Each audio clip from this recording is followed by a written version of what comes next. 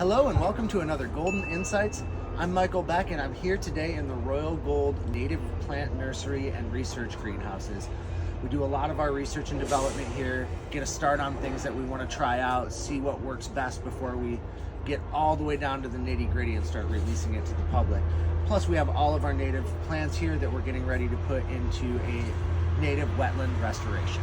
So today we're just going to be playing with a few R&D mixes, some things that you'll likely be seeing next growing season from Royal Gold starting to hit the market. I'm going to transplant some sunflowers into these 3 different blends. I'm going to try and get a similar size plant into each variety so that I can kind of gauge how they perform. As usual, we want to use some mycorrhizae on here. Just a quick sprinkle over the roots. Make sure you're getting good contact with the root zone with your mycorrhizae.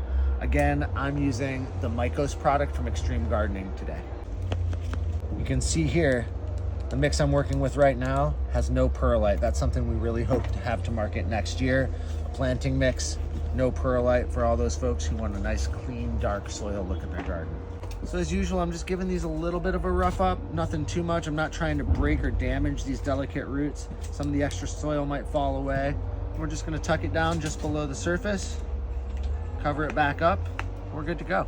All right, we've got our last one going into our pot here. Thanks for joining us on another Golden Insights.